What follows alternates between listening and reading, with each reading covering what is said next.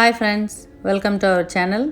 இந்த வீடியோவில் இட்லி மாவு எப்படி அரைக்கிறதுன்னு பார்க்க போகிறோம்.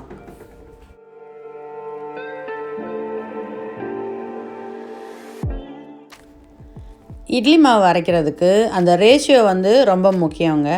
நான் 4 கப்பு இட்லி அரிசி எடுத்துட்டு 1 கப்பு உளுந்து எடுப்பேன். 4 கப் இட்லி அரிசி, 1 கப் உளுந்தம்பருப்பு, 1 டேபிள் ஸ்பூன் வெந்தயம் ஊற வைப்பேன். அரிசி, உளுந்தம்பருப்பு, வெந்தயம் இதெல்லாம் நல்லா கழுவிட்டு அரிசியை ஒரு 6 மணி நேரம், உளுந்தம்பருப்பை ஒரு 3 மணி நேரம் ஊற வச்சுக்கோங்க. நல்லா நான் ஃபஸ்ட்டு அரிசியை தான் அரைப்பேன்.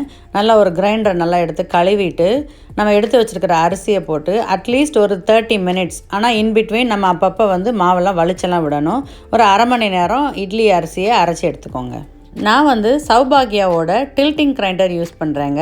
இதோட லிங்க் நான் டிஸ்கிரிப்ஷன் பாக்ஸில் இருக்குது. நீங்கள் யாராவது அதை வாங்கணும்னு நினச்சிங்கன்னா அதை பார்த்துக்கோங்க. அதில் இது நல்லா ஈஸியாக இருக்குது. நம்ம மாவு ஒவ்வொரு தடவையும் அந்த கல்லெல்லாம் எடுக்க வேண்டாம். அப்படியே அதை டில் பண்ணி நம்ம கொட்டிக்கிட்டால் போதும் மாவை.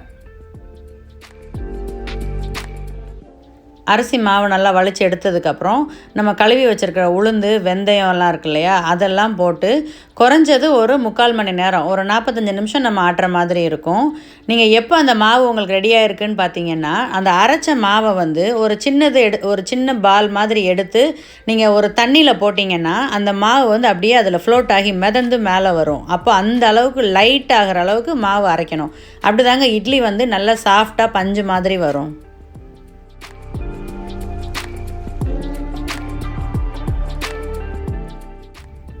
உளுந்து நல்லா அந்த லைட் ஆகிற அளவுக்கு அரைச்சதுக்கப்புறம் உளுந்த மாவையும் எடுத்துட்டு அரிசி, உளுந்து அதை நல்லா மிக்ஸ் பண்ணணும். தேவையான உப்பு போட்டுக்கோங்க. தேவையான உப்பு போட்டு நல்லா கையை யூஸ் பண்ணி நல்லா கலக்கணுங்க. நம்ம கையோட அந்த சூடு இறங்கி தான் மாவு நல்லா புளிக்கும். அதனால் நல்லா கையை யூஸ் பண்ணி நல்லா கரைச்சி எடுத்து ஒரு 8 மணி நேரம், மினிமம் 8 மணி நேரமாவது உங்களுக்கு அது புளிக்க வைக்கணும். அப்படி அது புளிச்சாதான் இட்லி நல்லா சாஃப்டாக இருக்கும்.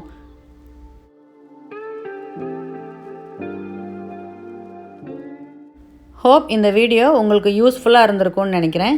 இன்னொரு இன்ட்ரெஸ்டிங்கான வீடியோவில் உங்களை மீட் பண்ணுறோம். இது வரைக்கும் எங்கள் சேனலை நீங்கள் சப்ஸ்கிரைப் பண்ணாமல் இருந்தீங்கன்னா மறக்காமல் சப்ஸ்கிரைப் பண்ணி உங்கள் ஃப்ரெண்ட்ஸோடலாம் சேர்த்து ஷேர் பண்ணி எங்களுக்கு சப்போர்ட் பண்ணுங்கள். தேங்க்யூ.